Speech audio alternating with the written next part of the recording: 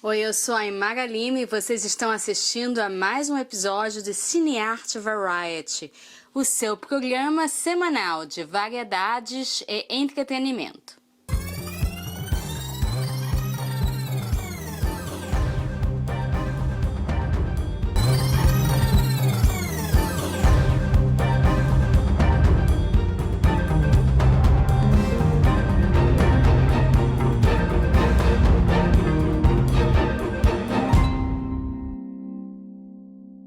Mattias Andersson. Ele esteve aqui em Veneza para apresentar o seu espetáculo teatral muito premiado na Suécia. Esse espetáculo é muito especial, me fez chorar, me emocionou. Ele é baseado num estudo sobre o que você faria se você tivesse uma segunda chance. O que você mudaria na sua vida? E essa é a pergunta que eu te faço. O que você faria se você fosse reviver uma segunda vez, se você tivesse a chance de reviver a sua vida? Eu estou aqui com Mattias Andersson. Ele é diretor de um espetáculo muito especial, ele vai contar pra gente tudinho. Vocês vão gostar. Hi Mattias. Hi. How are you? Oh, fine, thank you. Thanks for having me on this interview. Thank you for being here. Yeah. How is it after the emotion of yesterday? No, it's also when you come to a new space and to a new context. And I mean, it's been running. First, the performance was running in Göteborg and Backa Teatro, and then we ran it at the Royal Dramatic Theatre, Dramaten. And then we have not been playing it for like 1.5 years or something. So we need to take it up and rehearse it up and to get it to fit into this space. But everything has really been good working. So I'm very satisfied with that. So yeah. Just a technical question before we go more deep into the play. You had to put subtitles here. Yes. And I love the way the subtitles were placed. It was a new creation? No, it was very, as you say, it was very like simple this this time, because this like sign that is in the middle of the performance. We wanted from the beginning to have this clear, like a white sheet or something, the first page of the life that the actors are standing around it, so very like just empty space. But we wanted also that we wanted this like sign in the middle, that the audience was both sides reflecting each other, a parallel audience looking at each other. So therefore we had from the beginning this LED screen in the middle, and it was we had this like the names of the people who were interviewed. So therefore it was very easy to put up this in this case both Italian and English. It did help a lot to read and watch the play at the same time. It was really, I loved it because I said finally, it was right in the middle, and then one side they had English, the other side they had Italian, and it was like, oh God, I could we could understand and read and watch the play. Yeah, great. I love the setup, the way it comes. Yeah. So, what would you do if you had a second chance? What's the right phrase? Yeah. What would you do if you had a chance to, if you have a second chance to relive your life? If you got that was the starting point for the performance. So it's based on researchers, sociologists who had asked this question: if you had if you had got a second chance and you could relive your life, live your life over again, what would you have done differently? And of course, these questions was asked to like a socioeconomical of all Swedish population, from north to south, with different social background, different ages, different class backgrounds, different ethnical backgrounds, and and out of these answers that I got from this research project, I took the answers and created into a text collage and then the performance. So yeah. So I love, by the way, it didn't look like that collage. It looks like a real it was well written, put together. Yes. No, but I mean, in a sense, there is no like narrative of characters in that sense. It's like more. I mean, we want to represent very many different people in the performance. So yeah. And then the emotions go. You really made us go through a lot of like a roller coaster of emotion. Yeah. Like from dreaming to rethinking our life. Yeah.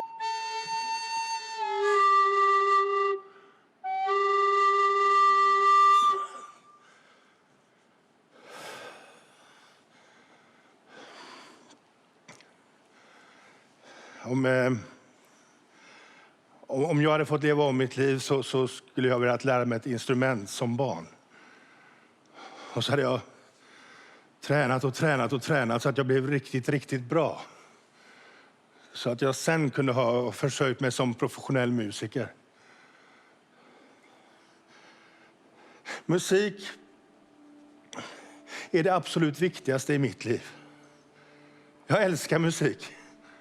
Och jag lyssnar på det från morgon till kväll. Det kan vara klassiskt, hårdrock, pop, synt, country. Jag gillar verkligen allt. Så om jag hade... Alltså min högsta dröm, det är att lära mig ett instrument, komponera och få spela min egen musik inför publik. I even cried and... Thank you. No, thank you for crying, but thank you for saying this. No, but I think I wanted to, because the answers I got from the documentary project was it was on so many different layers that some people answers get scared of the questions, of course, and say, oh, I don't want to change anything. I know what I have, but I don't want to get anything else. They get, this could be the answer, or others say, like, I want exactly the same kind of life if I could relive it. Others could, like, say very small, banal things. That's like, maybe I should have learned German instead of French in school. Very, like, small things. And maybe I would have lived in this city instead of that city. I remember there was a nice one that the kids, like the mother wanted to live in one place, the father on the other place, and the kid, like, where would I live? Yeah, and to have this kind. And then, of course, it goes over to more family-related things. Maybe I should have, like, not chosen to divorce from that person earlier, or maybe I shouldn't have stayed there, or maybe I should have lived with that person instead. And then it becomes, as you say, more emotional in a personal way, over to answers that are more related to people who have done really, so to say, unforgivable things. There are interviews with also with heavy criminals that really say, if I should really have not done this thing, that was the door that opened to darkness, so to say. And then, of course, there are others, like more like when I fled from, like, or escaped from Syria, I would have changed another country instead of Sweden. So of course it's all of the big questions, the big dramatic things that people really think that should have lived a totally other life, or people who are like, well, maybe I should have changed this. So I wanted really, as you say, to have a roller coaster in that sense, that have many different qualities in the answer, not to only put on very dramatic things all the time. So it's, yeah. How did you make those people confess those very heavy things? Because there are some there. Yeah. No, as I said, the interviews I don't do. I write the script, but I have a method that I really have researchers or sociologists that are doing the interviews, that are professionals there, maybe like a journalist or something, that are doing these kind of interviews. So I never meet these people. Oh, okay. They meet them, and then I get, like, transcriptions from the interviews. They tape the interviews, and I got this like a transcripted text into my computer. So nobody sees them, nobody knows who they are? No. That I think that's an important thing also, that people could be really anonymous. And therefore I just get it as text, and then I start to, like, work with this as an author or like a playwright. You pick up a line someone had said, and some answers and some theme from something, and maybe you drag it a little longer in the rhythmical sense and the composition, and sometimes you just let a story take very long time. But I think the people who are interviewed really have the feeling of, as you say, they need to be trusted that we deal with their material, their stories, and with dignity and with, of course, very sensitive. And some of them probably want to put out, right? Because they have been holding back that emotions. They say the one with the best friend was very very strong. The John and the many Johns. And I said, oh my God. It was very Very powerful. I don't want to make spoilers. Okay. But whoever needs to have the opportunity to watch the play, I Okay. super recommend. Okay. One thing, did you intend, because you did a documentary about it, right? It went on TV in Sweden. No, it was like more or less the performance that was recorded. Oh, okay. But so you never went on TV with that material? Yeah, it went. Okay. But it was like a documentation of the actual performance. Oh, okay. So it was made okay. like a TV version of it. So. Oh, okay. Because I was wondering if you did the documentary with the interviews first. No. It was like a performance. So yeah, if you want like clips from that, then you can have it also. So of course. Thank so, you. yeah. Thank you.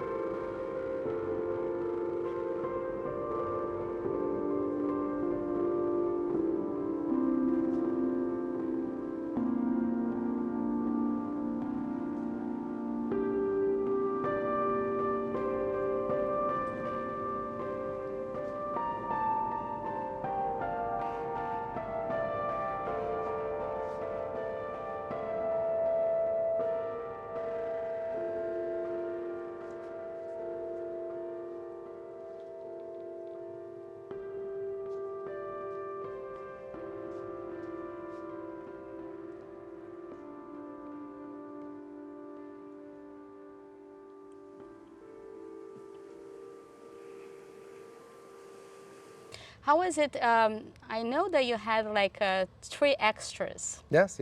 And then you got like 3 extras here, Italians. Yes. And I saw that one of them, she spoke in the middle. Was she intended to speak, or did you do that that thing? You mean the one in wheelchair when yes. she spoke? No, there is a text that that was actually a true. We had a person sitting in a wheelchair in the original production. I wanted to have, because it was, I really know that I wanted really old people present on stage, but I didn't want to have really old actors in it. So we had in Sweden 3 extras, really old people, and I took their personal stories, and there happened to be one sitting in a wheelchair speaking about that she always dreamt to be a part, playing theater since she was young, and her mother thought it was a stupid question, and then she had this accident that happened, and now 60 years later she's standing on a theater stage anyhow. So I wanted this story, but now as we didn't, they were really old Swedish people, so we couldn't like bring them here, and I thought it could be nice to just, and we commissioned from the Bienal 3 really old Italian people, and they the ones we got. It was a nice touch. Yeah, we really got good ones there, and so we need to they had only 2 days of rehearsals, so we need to be very like, you should go from that point to that point, and the actors are very like know how to give them some signs what to do. So yeah. What would you do if you had a second chance? What I would do? Yeah. Oh my God.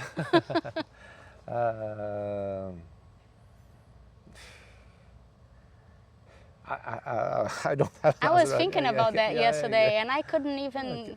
I couldn't even answer that. Of course, it's depending on the small choices you made in life, and of course it could be always made different. But also that, but I think that sometimes if I hadn't worked with the theater in art, I think maybe.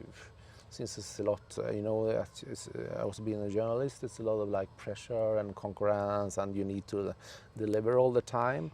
And sometimes you get very like self-occupied when you work with your own art all the time. So maybe I could sometimes imagine if you like work for other people outside yourself, like a social worker, or maybe like working with youngsters, teenagers. Maybe you are like. Working for someone else, you let go from yourself to others. So maybe that could be another other way of.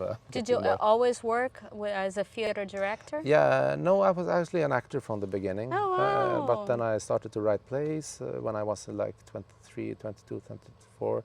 And then I started to direct them, and since then I've been only directing and writing plays. You miss acting? No, not at all. I think it's too much pressure.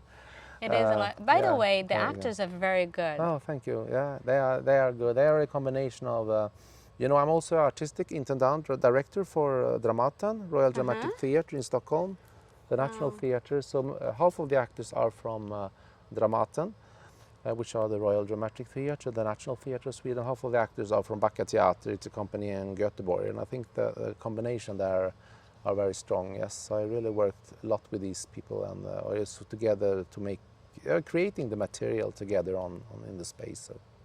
Did you talk a lot with the actors about what would they do if they had the second chance? chance? I started to interview them all also. So I think some of the stories maybe are also in. I took some things into the performance. So yeah. Thank you. Yeah. Thank you very much. Could you tell the name of the play in Swedish for us? Vi som fick leva om våra liv. We who got to relive our lives. Yeah. Ok. Yeah. Gente, olha, o espetáculo é realmente um espetáculo, é emocionante e eu vou mostrar as partes para vocês e vocês vão ver. Hur skulle du reagera om en vacker dag eller natt en demon stod framför dig i din ensammaste ensamhet och sa till dig: detta liv, sådant du nu lever och har levt det, kommer du att få leva en gång till och otaliga gånger till. Om allt kunde blivit på ett helt annat sätt. Allt kunde bli på ett helt annat sätt. Tårarna försvinner efter vi har gråtit. För de döda är törstiga. Så hennes själ är här. På teatern. Förutom det så var allt blankt. Fritt. Ingenting.